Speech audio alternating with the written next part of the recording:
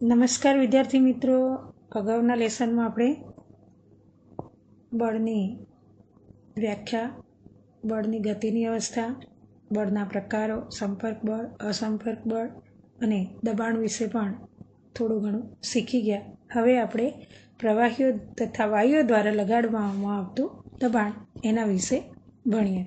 તો બાળકો, એના માટે આપણે સૌપ્રથમ એક પ્રવૃત્તિ જોઈશું. એમાં તમારે કાચની નળી અથવા પ્લાસ્ટિકની પાઇપ પણ લઈ શકો, પણ પારદર્શક હોવી જોઈએ. એવી 15 સેમી જેટલી લગભગ એની લંબાઈ અને વ્યાસ લગભગ 5 થી 7.5 સેમી જેટલો હોવો જોઈએ. એવી સારી ગુણવત્તાવાળો પાતળો એક રબરનો ટુકડો અથવા તમે રબરનો ફુગ્ગો પણ લઈ શકો. આટલું લઈ અને આ પ્રવૃત્તિ તમારે કરવાની છે. તો તમે આ જે પાઇપ લીધી એના એક છેડે એ ખુલ્લો હોય અને બીજા છેડે તમારે છેડા બંને ખુલ્લા હોય એવી જ પાઇપ લેવાની. એમાં નીચેના છેડે તમારે એક રબરનો ફુગ્ગો આવો ફિટ હવાચુસ્ત બાંધી દેવાનો. પછી તમે એમાં પાઇપમાં પાણી રેડો અને ફુગ્ગાની નીચેની સપાટી જોતા જાઓ. તો જેમ જેમ પાણીની વધારે ઊંચાઈ કરશો, તમે પાણીની સપાટીની ઊંચાઈ જેમ જેમ વધારશો તેમ તમને ફુગ્ગાના નીચેના કદમાં શું જણાય છે, વધારો કે ઘટાડો, એનું તમારે અવલોકન કરવાનું. તો મિત્રો, શું દેખાય છે તમને? વધેલી સપાટી દેખાય છે કે ઘટેલી દેખાય છે? તો તમને જેમ જેમ પાણીની સ્તંભની જેમ જેમ પાણી નળીમાં સ્તંભની ઊંચાઈ વધશે પાણીની, એમ રબરનું પડ બહારની બાજુ વધુ પ્રમાણમાં તમને ઉપસેલું દેખાશે. તો પાણીના સ્તંભની જેમ જેમ ઊંચાઈ નળીમાં વધે છે તેમ તેમ રબરનો પડદો બહારની બાજુ વધુને વધુ પ્રમાણમાં ઉપસે છે. તો આપણે શું નક્કી કર્યું? નિર્ણય શું આવ્યો કે ભાઈ પાત્રમાં ભરેલું પ્રવાહી વડે તેના તળિયે દબાણ લાગે છે. એટલે કે પ્રવાહી એ તળિયા ઉપર દબાણ લગાડે છે. તો તળિયે દબાણ લગાડે છે એવું શાના ઉપરથી આપણે નક્કી કર્યું? આ ફુગ્ગાની સપાટી ઉપસી એના ઉપરથી નક્કી કર્યું કે પાણી ઓછું હતું તો ઓછી સપાટી હતી, પાણીને વધ્યું તો ફુગ્ગો એનાથી કદમાં મોટો થયો. એટલા માટે આપણે નક્કી કર્યું કે પાણીની સપાટી એટલે પાણીથી નીચે દબાણ લાગે છે. પાણી એ દબાણ લગાડે છે. કોના ઉપર? ફુગ્ગાની સપાટી ઉપર. અને કેવા પ્રમાણમાં? તો પાણી જેમ જેમ વધે છે એમ ફુગ્ગાની સપાટી પણ કદમાં વધે છે. તો પાણીના પ્રવાહી વડે તળિયે જે દબાણ લાગે છે એ મૂલ્ય એ પ્રવાહીના સ્તંભની ઊંચાઈના સમપ્રમાણમાં હોય છે. એટલે સમપ્રમાણમાં એટલે કે પ્રવાહીની ઊંચાઈની પાણીની ઊંચાઈની જેમ જેમ વધે છે તેમ તેમ નીચે ફુગ્ગાનું કદ વધે છે. અને જો ઘટાડીએ તો ફુગ્ગાનું કદ ઘટતું જાય. આને સમપ્રમાણ કહેવાય છે. હવે આવો જ એક બીજો પ્રયોગ છે. એમાં તમે એક બોટલ લો, એમાં ખાલી નકામી થઈ ગયેલી આપણી પાણી ભરવાની બોટલ હોય, તમે દરરોજ સ્કૂલમાં લાવો છો ને એવી પ્લાસ્ટિકની બોટલ જે નકામી થઈ ગયેલી ના વાપરતા હોય લેવાની. એના નીચેના તળિયાથી સહેજ ઉપર તમારે એક સ્ટ્રો જેવું અથવા કાચની કે પ્લાસ્ટિકની એવી પાઇપ લેવાની અને સહેજ ગરમ કરી અને એને ફિટ ઉપરના ભાગમાં આકૃતિમાં બતાવી એ રીતે તમે ચોટા ચિપકાવી દેવાની અને એના બીજા છેડે તમારે એક ફુગ્ગો ભરાવી દેવાનો.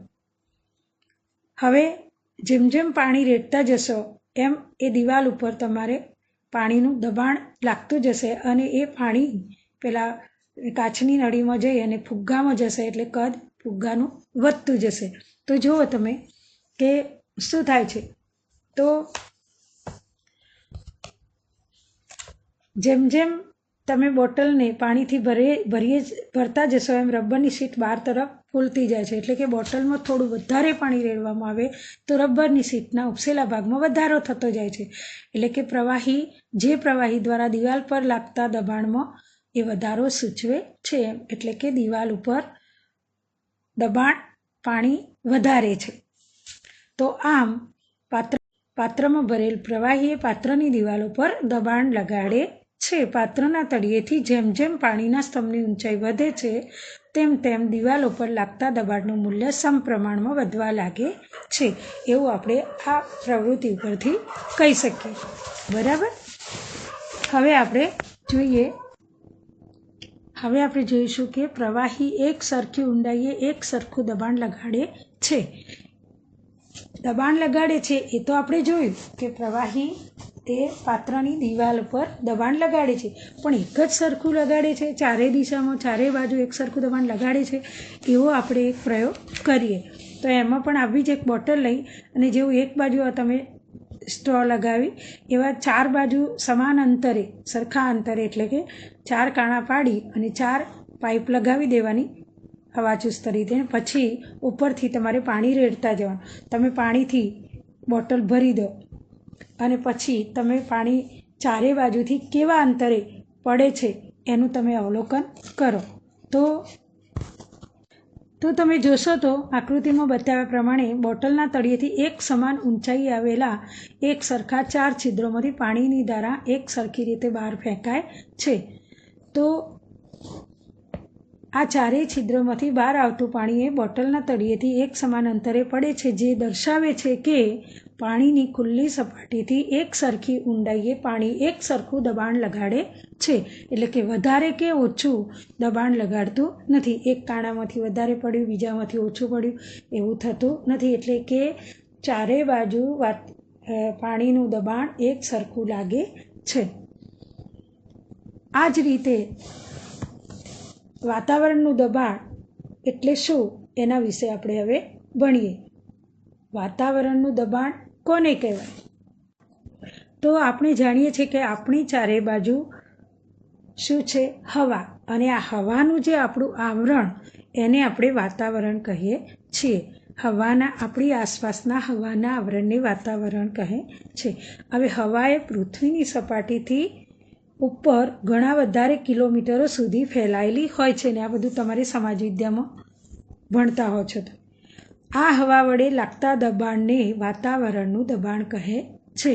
તો સમજ્યા બાળકો તમે? વાતાવરણનું દબાણ એટલે શું? કે આપણી આજુબાજુ હવાનું આવરણ રહેલું છે. આ હવાના આવરણને વાતાવરણ કહેવાય.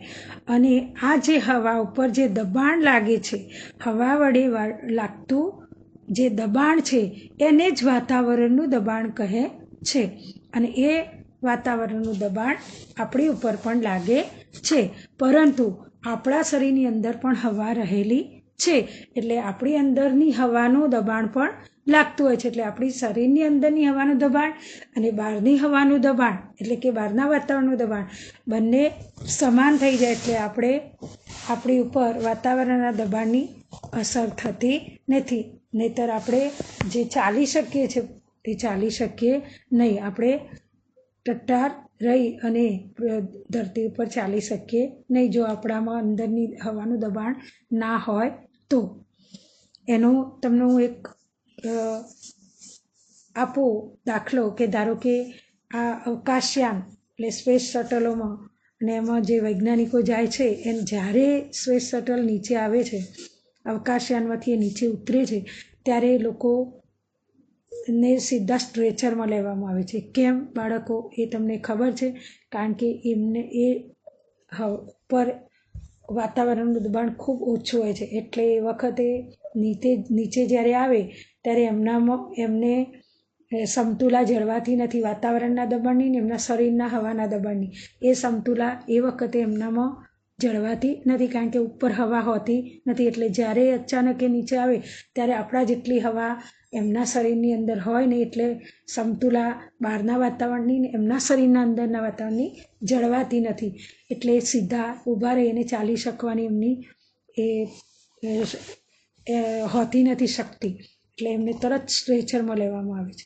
એટલે આ ખૂબ જરૂરી છે કે આપણે કેમ ચાલી શકીએ છીએ, આપણે સ્થિર કેમ ઊભા રહી શકીએ છીએ કારણ કે અને ચાલી શકીએ છીએ. આપણે કેમ સંકોચાઈ જતા નથી, આપણે કેમ પડી જતા નથી કારણ કે હવાનું દબાણ જે બહારનું લાગે છે વાતાવરણનું દબાણ એ આપણી અંદરના શરીરના હવાના દબાણની બંનેની સમતુલા જળવાઈ રહે છે માટે. તો આ દબાણ વિશે હું તમને કહું કે એક ઉદાહરણ આપો. તમે ચૂસક એટલે તમે ગાડીમાં જુઓ, પેલા આપણે તડકો ના આવે એના માટે આવા રબરનું ચૂસક રાખતા હોય છે, જેને બે બાજુ એકદમ ચીટકાડી દઈએ. અથવા તો અત્યારે ઘરે આપણે કપડાં ભરાવવા માટે કે એના માટે પણ એવા વપરાતા હોય છે કે સીધા દબાવી દો એટલે ચીટકી જાય. તો કેમ એ ચીટી ગઈ? કારણ કે એના પર વાતાવરણનું દબાણ લાગે છે, એના લીધે. એટલે સહેજ એની અંદર તમે જેવું ચૂસકને પ્રેશર કરશો એટલે એની અંદરની હવા બહાર નીકળી જશે. એના ચૂસકની અંદર રહેલી હવા બહાર નીકળી જાય અને એની ઉપર બહારની હવા લાગી જશે વધારે. એટલે એના ઉપર બહારની હવાનું દબાણ વધારે લાગવાથી એ ચોંટી જાય છે, ચીટકી જાય છે. અને પછી એને તમે થોડું બળ આપીને ઉખેડવાનો પ્રયત્ન કરશો તો એ થશે નહીં. કેમ કે એની ઉપર વાતાવરણનું દબાણ છે. પણ એની અંદરથી જો તમે થોડીક હવા કાઢી લેશો તો તરત એ ખુલી જશે. કેમ કે થોડી હવા કાઢી લો એટલે એનામાં અંદર હવા ભરાઈ જાય એટલે વાતાવરણના દબાણ એના ઉપર લાગી શકે નહીં. તો આપણું ખેંચાણ બળ જો વધારે હોય તો પણ એ રબર ચૂસક તમે ખેંચી શકો છો. હવે આવું ને આવું જો એક અહીંયા ઉદાહરણ છે કે નળાકાર એક ભરેલો હોય, એમાં જો એ હવાથી ભરેલો જો લાંબો નળાકારનો વિચારો તો એનો હવાનું વજન એ વાતાવરણના જેટલું જ થાય છે. તમને એવું લાગે કે હવા નથી, પણ હવા ભરેલી જ હોય અંદર. ધારો કે હું તમને ઉદાહરણ આપું. વાતાવરણના દબાણનો ઘણા બધા ઉદાહરણો છે જે આપણે આપણા રોજિંદા જીવનમાં એનો ઉપયોગ કરીએ છીએ. તમે ઠંડુ પીણું પીવો, શેરડીનો રસ પીવા જાઓ. ઘણા નાના બાળકો તો પાણી પણ સ્ટ્રો વડે પીને રમત કરતા હોય છે. હવે એ સ્ટ્રો વડે પાણી તમે કેવી રીતે ખેંચી શકો છો? એમાં પણ આ હવાના દબાણનો સિદ્ધાંત છે.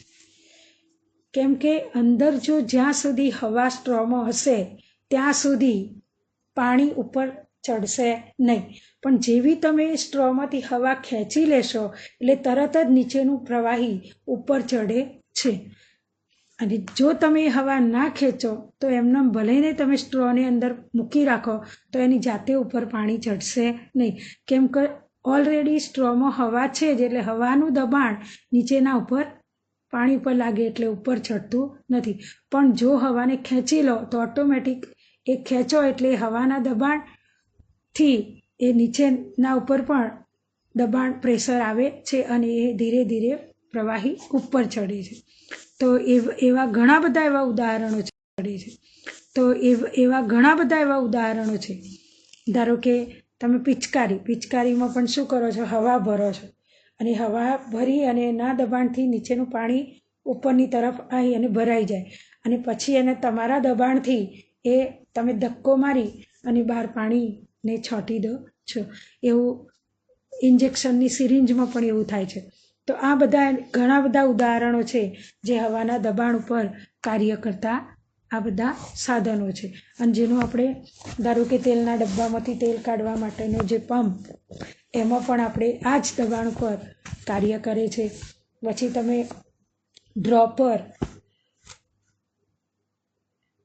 ડ્રોપરથી જે ટીમ્પો પાડો છો એ પણ એક હવાનું દબાણનું જ સાથે કાર્ય કરતું જ એક સાધન છે.